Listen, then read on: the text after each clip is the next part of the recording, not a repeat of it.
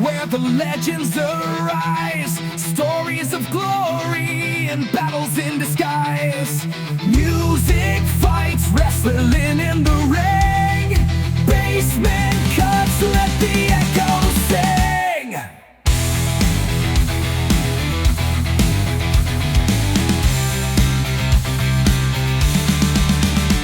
What's up, everybody? Welcome to the Basement Cuts podcast. I am your host, as always, Woody. I know it's been a long time since I've reached out and talked to you guys. I've been going through some stuff. I graduated school. I got some back issues going on. Just been a lot going on lately, and I'm sorry I haven't been able to catch up with you guys, but I'm back. I have a new episode for you. I have a special guest today. My special guest today will be Darrick the Buck Gates from BKFC. He's got a big fight coming up this weekend we'll talk about. And it's so glad to have him on the show. He actually came down to the basement and did an interview with me. So it's going to be cool to get to that. I'll show you that here in just a little bit. I got a lot to talk about. Some of you I haven't talked to since I released an album.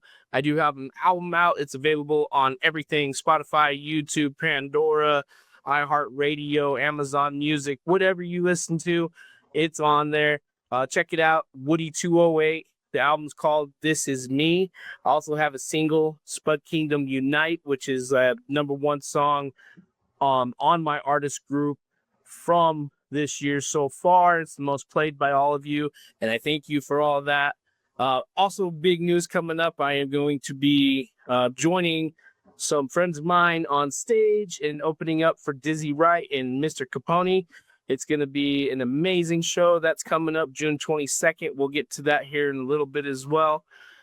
So yeah, lots of things going on. I still need some more guests. Today I got Darrick the Buck Gates. Next week I will have St. Michael in the house. We're going to be talking about that show coming up that we're going to be at. And then whoever else, you guys got something going on, come on. I want to talk to you. Maybe I'll hit some of you up at that show coming up. I know a few of you are performing. I'll be talking to you, see what we can get worked out. The rest of you, hit me up, man. I would love to talk to you. What do you got going on? I know some of you guys got some big projects going on. Athletes, entertainers, what you got going on, guys? Hit me up. So, without further ado, I'm going to get to my first interview. Well, my only interview for the week.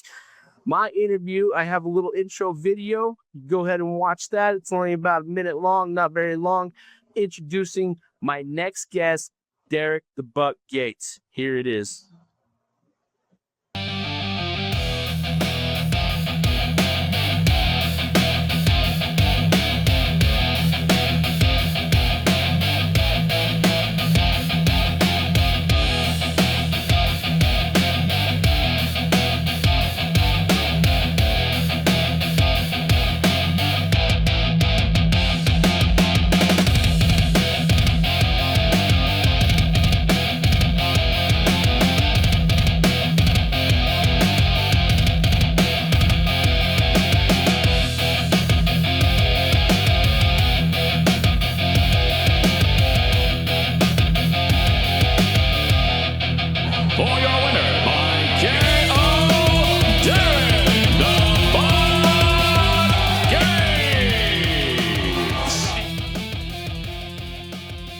All right, what up, everybody? Welcome to the Basement Cuts podcast. My guest today is BKFC veteran Darrick the Buck Gates. What up, homie? How you doing, bro? I'm doing good, man. Pretty good. Good to have you on the show. Gonna help promote your next. You got a fight coming up next weekend. It's gonna be big. We'll get into all the specifics and stuff. It's gonna be interesting. But first off, I like to give people like a little insight about the people that I interviewed. Where you from, man? Were you born here in Idaho Falls? I was born in Blackfoot. Okay. Raised in northern Idaho, eastern Washington. Okay. Like Forfino, Lewiston, Harkston. And then moved around a little bit here and there. Yeah. Yeah, I moved back here when I was 13, full time. Now I'm in and out. In and out. Depending on work and fighting and all that. I've gotten I moved to Colorado for a while. Enjoyed some time down there. Well, for almost 4 years. But then it's Idaho's home, so I got to come back. My kids are here. Right. So it's nice to be back here too. Now all my kids are in the same town. Right. That's good. So with all that moving around and everything and not being real stable like northern Idaho or if like Washington, lately you've been back in Washington, Colorado, up in like the Meridian Eagle area, back to here. What got you into fighting? Like, how did that become a thing? That was kind of just the fluke thing. I mean, I grew up with a bunch of brothers, so fighting was Second nature. there. I mean, seriously, there was like 8 of us, 8 boys, and then my little sister. Oh wow. So she was definitely the youngest out of all of us. Yeah, no, it's constantly fights, big brothers and shit. Those brothers, I think they're big. Right. You gotta mark your own spot because they're gonna try to tuck you down every time, all that kind of stuff. Man, it's just something that happened on that. Fought on the street a lot. So how did you get into like your actual first amateur fight? That's how like come about. They used to host the TKO events at Hillcats, I remember those. And I showed up there a couple years in a row, actually trying to get on to the card. I don't know why Marvin never actually got me on. But he introduced me to Terrell Brackett in the Fusion Fight League. They kind of linked us up. I get calls like, hey, he's got a fight card the same weekend, he'll probably be able to get you onto the card. I'm like, all right, cool. So I just hit Terrell up. Next thing you know, you're gonna fight. I was fighting that next weekend. And I actually lost. I fought 155. And I fought a dude that came in at like 167 or something. Like, and I'm like, whoa, big boy. Like, I mean, he wasn't even the dude I was supposed to fight. Both of our opponents either didn't make it. My opponent got injured. And then Something he just hits on it. so we just Matched up. That's right. I mean, like call that a catch weight fight, basically. catch weight pretty much, but there was no catching. No, there. Because see, you were already fighting 10 pounds over. Because you're now. In fact, I used to walk around at 55. Also, you were right out of your weight. Yeah. And then it was a couple fights after that. I decided I was going to drop to the 45-pound division and fight there. Did a lot better. And you've been doing that ever since, basically? Yeah, until the last 3 fights. My last fight in April was catch weight at 140. He came up from 20, I want to say 25. Oh, wow. To 40. And then the fight before that was 135. My fight coming up is 135. So you'll be cutting for this one, too? Yeah, I've got 2.5 pounds left. Oh, you're almost there. Oh, yeah. I could have been there, dude, but my boss's wife owns American Drug food truck out of the New Yellowstone Food Village. And yeah, dude. I heard it's pretty nice over there, those new food trucks and stuff over there. That's pretty good, dude. I mean, I only go to American Grub. There's a bunch of like Mexican trucks in there. There's a pizza truck in there. But I got my Mexican joint that I go to. I stick to that. That's what American Grub it is. American Grub. It's delicious. So you got into those fights just kind of out of nowhere because you're trying to get into TKO here locally. What got you to try out to the BKFC? How did that become about? So working with Montana, having a bunch of fights, like 30 amateur fights there. I got to meet a bunch of promoters, a bunch of local fighters and stuff there. And one of the matchmakers, Ryan Hall, who hit me up one day and is like, hey, Joe Riggs is throwing an event here. It's the first bare knuckle card coming 2 months Montana. And I was like, yeah, I'm down, and then come to find out it's Louis Lopez for the main event, which was good. It was a good introduction into bare knuckle. Right. Fighting somebody like Louis. Was a contender, right? Yeah. I mean, he already fought Ty for the title. Mm-hmm. Set up comeback fight since then. But I got hit up about Joe Riggs about that event, and Joe Riggs was like, "Yo, if you win, he's like BKFC is coming, and we'll put you on. Well, I'll try to get you on the card." And I didn't end up winning, but Right. he liked my performance. He liked that I kept coming forward. Every time I got knocked down, I was getting right back up. He like it against Louis. We know he hits hard. Yep. Ain't no slouch. Definitely not. And yeah, so I thought at first I was not even going to get a chance. And then a couple weeks later, I got the phone call. I was like, Hey, we're gonna do this event. We still want you on there. Yeah.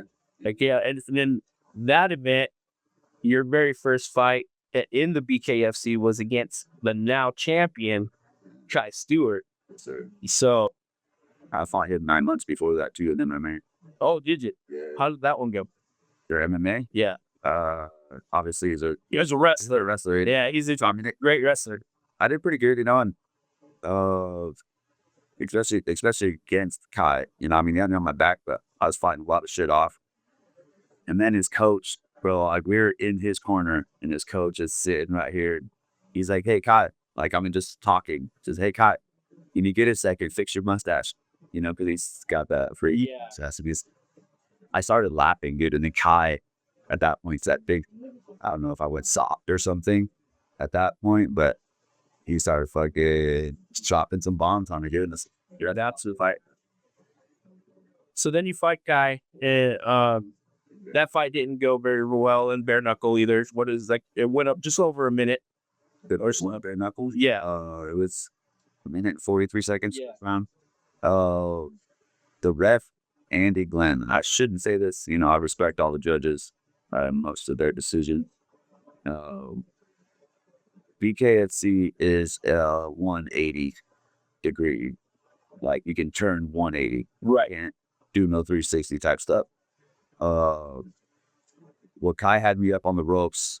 I was on guard, and I guess I turned outside of that 180 degree. Yeah, you turned your back or whatever. Yeah. And Andrew Glenn stopped the fight there, which was wrong.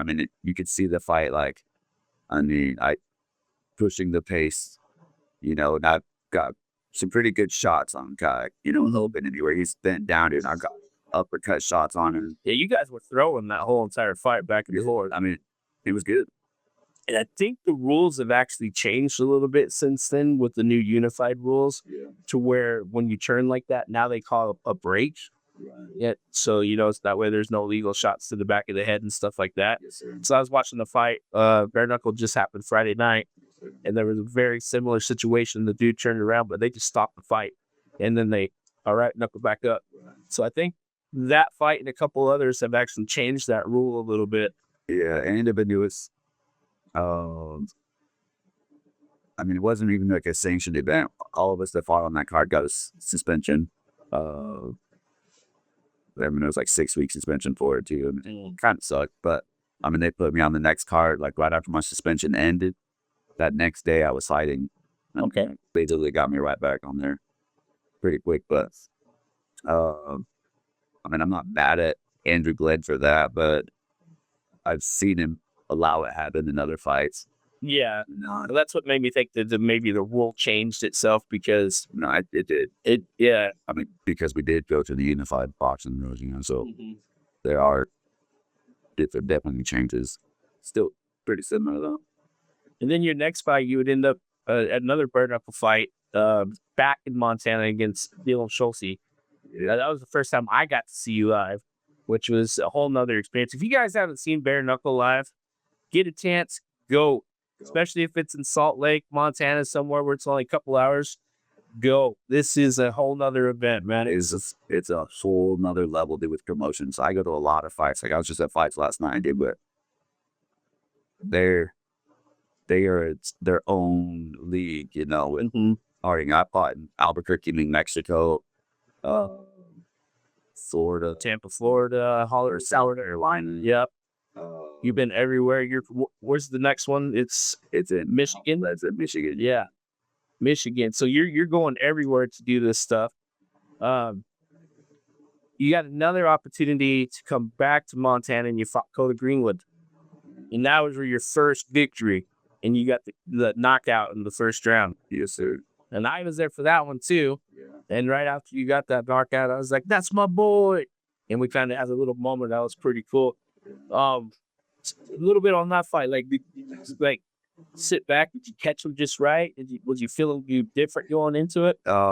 So like leading up into that fight, like the night before, like 2 nights, because BKFC has us there 2 nights before the fight, you know, so like we got our media. Somewhere all the interviews and stuff. We were all at the same hotel, you know, very good. We just like we kind of hung out at the hotel, you know, and smoked some weed together, you know, and kind of bullshit. You know, he kind of threw off, you know, pretty good. Yeah, you know, I'll be seeing you on the pretty good squared circle tomorrow, you know, pretty good. But this is my win, you know. I was like, nah, dog. Like, I mean, you just went against Dakota Highline. Highline. Yeah, he fought. Big boy. That they went 5 bloody ass rounds, dude. I mean, and it was Fist of cuffs, like the old time. That was when you fought Schulte, right? yeah. Yeah, that was an amazing fight. Those two just went back. Yeah, well, it was definitely a great fight. Like I enjoyed watching that fight. The stitches in my face, but freaking, I was like, yeah, dude, you just fought freaking Dakota. I was like, the one thing about Dakota, bro, is he's not going to be on you like I am. You know, like that was the majority of our shit talking, and we were in the rings getting ready to freaking have the announcer announce us, you know. I looked over at him, bro, and I was like, this is my fucking time. You know, just to look at him dead in the eyes, like, this is my fucking time, dude. And you could see it change. Like, I seen the change in him, bro. It's like he lost all of his confidence. So I just came forward, dude. And it really built my confidence. You know, like you see me in my fight out the first time I've ever fought, literally dropping my hands to my knees, you know. Just robbing him. He was doing some Anderson Silva stuff. Yeah. Yeah. That's all because of making him to lose his confidence right at the beginning, just getting that little bit of mojo. Yeah. I mean, and it worked out for you. You ended up getting a pretty fast knockout. minute 20 seconds. Yeah. It's a great fight. Then you fight some fights. You're kind of on like a little bit of a losing streak right now. Yeah. We're hoping to change that. So we got this big fight coming up this weekend. We talked about it a couple times. Mount Pleasant, Michigan, BKFC Icewars. Give us a little bit of insight on this thing. You're going to be fighting in full hockey gear. Full hockey gear, minus the gloves. Helmets are optional. Yeah, you're on ice. This one, I believe, synthetic ice, so it's not real ice. But yeah, I'm fighting tough as Devin Gibson. I mean, USA versus Canada. USA versus Canada. Co-main event. Co-main. There is one America versus America. One of the original co-main. One of them got hurt or injured, and they replaced it, but with another American. So most of the card is USA versus Canada, right? Mine's that one fight. And that's another thing I love about BKFC is they always try to get local fighters involved, and they always have those tryouts. So this is going to be something interesting. Like, I don't know if any of you guys have ever seen the movie Dune or Dune Part 2, but in Dune Part 2, there's a spot where the enforcer kind of ends up out of the league, and the way that he gets back in is they actually have these hockey fighting leagues over in Canada and stuff where there's no hockey, just the fighting. And they go out there, they drop their gloves and stuff, and then they just go at it. So when I saw that, I was like, oh, that's pretty cool. And now that you guys are actually going to do that, that's going to be insane. Yeah, dude. Having Ian Heinzich from the UFC, who's a middleweight champion. UFC, he's the president of BKFC Icewars. So they got another UFC champion as a boss outside Conor McGregor. Oh, yeah, McGregor's in there too. So the BKFC is just, it's about to be the biggest fighting league out there, I think. I mean, it pretty much is already. Yeah. They got BKFC in UK, Thailand, We're going back to Italy pretty soon again. I just seen the thing that said that the Australian card just got squashed. Something to do with commission. Oh, really? I don't know if that's rumor or not. I mean, I just seen Well, no, they were announcing some stuff on Friday. I didn't quite see what they were talking about. But that sounds of the newest Ben Rothwell burst. yeah, the Rothwell fight. I don't remember his name. But yeah, it was going to be the headliner over there. Beck Rawlings is going to fight. Yeah, that's right. Yeah, they were just showing that. So that one must have just got recently squashed. Possibly. I mean, I just read that this morning. Oh, Yes, that's right on know what's still happening. Yeah, because Friday they were still advertising when I was watching the fights. So That's where I seen the first advertisement for that was on the fight or during the fights. and this one, the Ice Wars, that one's on BKFC app, right? That one's not on the Zone. No, that's on the BKFC. BKFC app. So check it out, guys. BKFC app this Saturday, is right? Yeah. I'll share the link over and we can post that. Yeah, we'll share it up. We'll make sure you guys know where to find it. BKFC app is relatively cheap. I believe it's only $7.99 a month, and it gets you all the BKFC access, including this pay-per-view. And I think there's 2 or 3 more fights this month. This month, I think there's a fight every single weekend. They are doing it big. So this Saturday, there's actually 2. So you actually have the opportunity to watch the BKFC Ice Wars, and then there's the fight. Is it Texas? Oh, yeah. Now, I don't know if it's in Texas or if there's the one in so we just had Albuquerque. Yeah. So, yeah, it's going to be somewhere over there. So, 2 this weekend.